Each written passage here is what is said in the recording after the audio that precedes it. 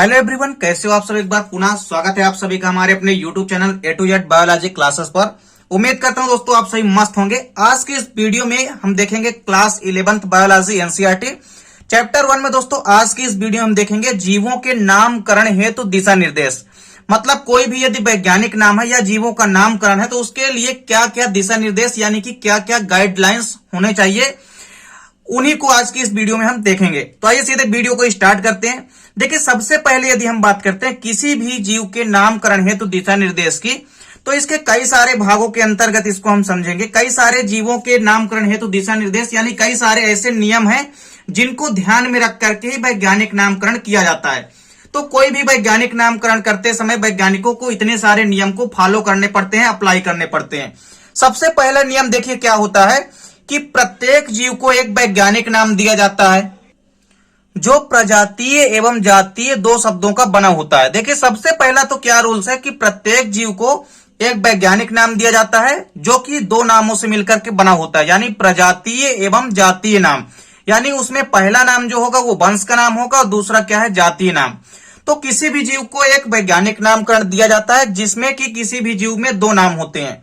तो किसी भी जीवधारी को जो वैज्ञानिक नाम दिया जाता है वो प्रजातीय एवं जातीय दो शब्दों का बना होता है। मतलब एक जो नाम होगा उसके वंश का होगा और दूसरा नाम जो है उसके जाति का होगा।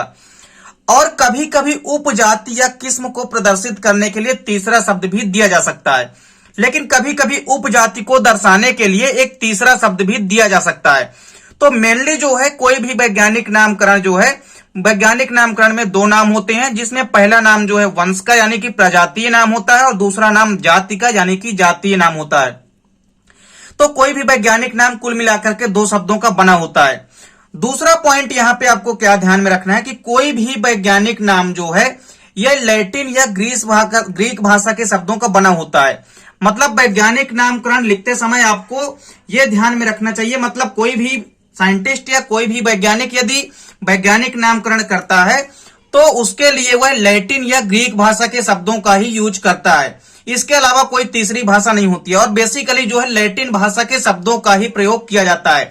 लेकिन यदि लैटिन भाषा के अलावा भी कभी यूज करना हो तो ग्रीक भाषा के शब्दों का यूज कर सकते हैं।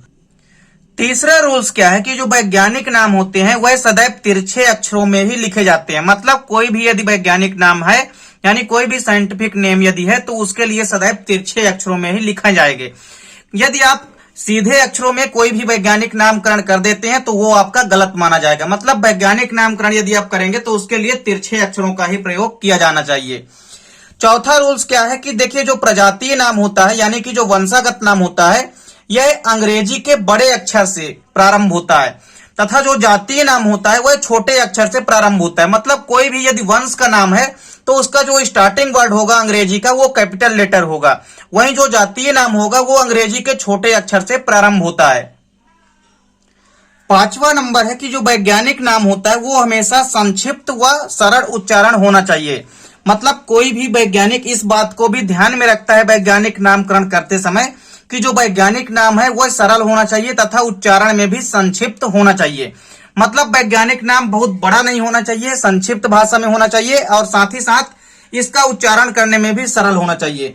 तो 4-5 पॉइंट यहाँ पे आपने देखा। सबसे पहले क्या है कि वैज्ञानिक नामकरण करने के जो नियम है उनमें या किसी भी जीवों के नामकरण करने के जो नियम है उसमें आपको कई सारी गाइडलाइंस ध्यान में रखनी पड़ती है। पहला आपने क्या देखा कि प्रत्येक जीव को एक वैज्ञानिक नाम दिया जाता है जो कि प्रजातीय एवं जातीय दो शब्दों का बना होता है।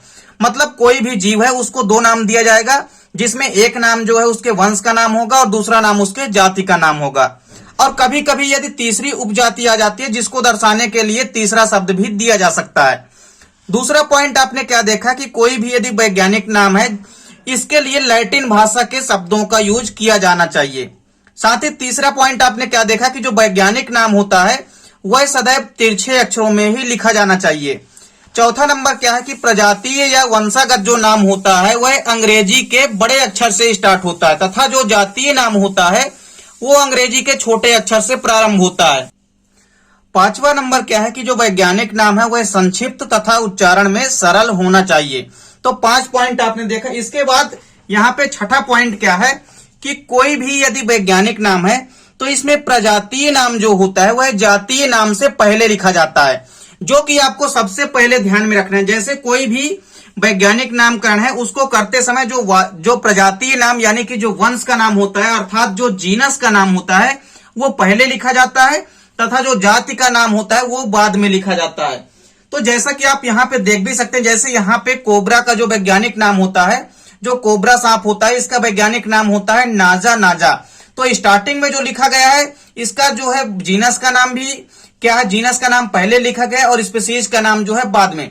लेकिन यहाँ पे क्या लिखा गया है, वंश का नाम और जातिगत नाम यहाँ पे क्या है, समान है।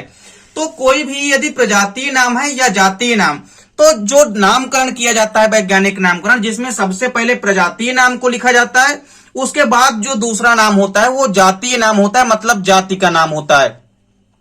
इसके बाद देखिए फिर अगला पॉइंट क्या है कि वनस्पतिक नाम जो है जंतु नामकरण से भिन्न होना चाहिए। दोनों नामों में किसी भी प्रकार की समानता नहीं होनी चाहिए। जैसे मान लीजिए किसी भी पौधे का वैज्ञानिक नाम है और वहीं किसी भी जंतु का वैज्ञानिक नाम है, तो दोनों के नाम जो है एक समान नहीं हो सकते। अगर इस प्रकार का नाम हो जाता है तो वो नामकरण फिर गलत माना जाएगा।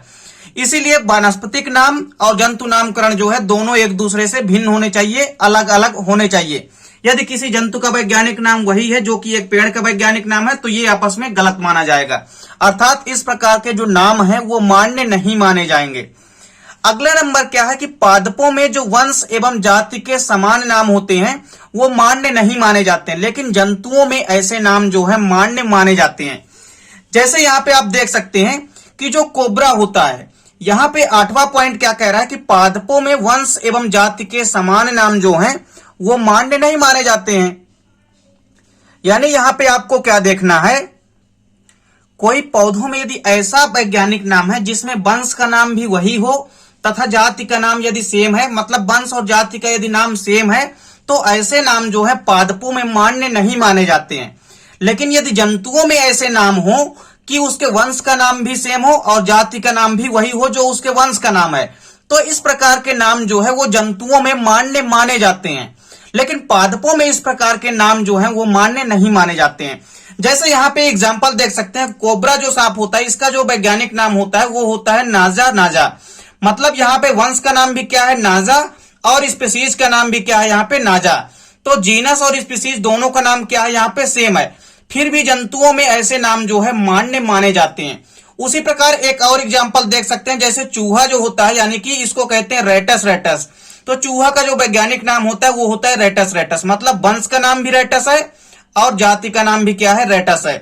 तो चूहों में क्या है, चूहा चूकी क्या है, जंतु है, एनिमल्स है, इसलिए ऐसे में नाम जो है मान्य माने जाएंगे। लेकिन अभी यदि ये पादप का नाम होता है रेटस रेटस, तो ये किसी भी प्रकार से जो मान्य है वो नहीं माना जाता। तो पादपों में ऐसे नाम जो है मान्य नहीं माने जाते हैं जिसमें कि वंश और जाति का नाम एक समान हो, लेकिन जंतुओं में इस प्रकार के नाम जो है मान्य माने जाते हैं। एक आखिरी पॉइंट है कि प्रजातीय नाम जो है एवं जातीय नाम 3 अक्षरों से छोटे एवं 12 अक्षरों से बड़े नहीं होना चाहिए। किसी भी वंश का नाम या जाति का नाम जो है वो 3 अक्षरों से छोटा नहीं हो सकता है और साथ ही साथ 12 अक्षरों से बड़ा भी नहीं होना चाहिए। तो प्रजातीय नाम एवं जातीय नाम जो है ये 3 अक्षरों से छोटे नहीं हो सकते हैं और 12 अक्षरों से बड़े नहीं हो सकते हैं। तो यहां पे आप देख सकते हैं, अब आप यहाँ पे एक एग्जांपल देख सकते हैं, जैसे जो शेर होता है यानी कि जो लायन होता है, इसका जो वैज्ञानिक नाम होता है वो होता है पैंथेरा लियो। तो देखिए जो पैंथेरा लियो है, इसमें पैंथेरा क्या है, शेर का वंश है, और जो लियो है वो उसकी क्या है, स्पीशीज है। तो देखिए ये जो पैंथेरा होता है शेर का, वो होता है जीनस यानी कि वंश का नाम है, और जो लियो है वो इसकी क्या है, स्पीशीज है यानी कि जाति है। तो देखिए यहाँ पे किसी भी जीवधारी के 2 नाम होते हैं, एक नाम उसके वंश को दर्शाता है, दूसरा नाम उसके जाति को। फिर आपने क्या देखा कि जो वंशागत नाम होता है वो हमेशा पहले लिखा जाता है और जातिगत नाम जो है बाद में लिखा जाता है। इसके लिए सदैव लैटिन भाषा के शब्दों का यूज किया जाता है। और साथ ही साथ आपने ये भी देखा है कि जो वंशागत नाम होता है इसका जो स्टार्टिंग वर्ड होता है वो कैपिटल लेटर से होता है। तो यहाँ पे जो पैंथेरा है इसका स्टार्टिंग वर्ड कैपिटल पी है। वही जो लियो है, लियो स्पीशीज का नाम है, और जो जातिगत नाम होता है वो हमेशा अंग्रेजी के स्मॉल लेटर से स्टार्ट होता है। तो यहाँ पे जो लियो का स्टार्टिंग वर्ड एल है, ये क्या है, यहाँ पे स्मॉल लेटर से यानी कि छोटे अक्षरों से है। और एक चीज आप यहाँ पे क्या देख पा रहे हैं कि आपने जो देखा कि वैज्ञानिक नामकरण जो होता है वो सदैव तिरछे अक्षरों में लिखा जाता है, तो पैंथेरा और लियो यहाँ पे दोनों ही थोड़ा हल्का तिरछे अक्षरों में लिखे गए हैं। तो एकदम सीधा यदि आप इसको लिख देंगे तो ये वैज्ञानिक नामकरण जो है गलत माना जाएगा। तो इस प्रकार से दोस्तों उम्मीद करता हूं वीडियो पसंद आई होगी। मिलते हैं दोस्तों नेक्स्ट वीडियो में, तब तक के लिए जय हिंद, वंदे मातरम।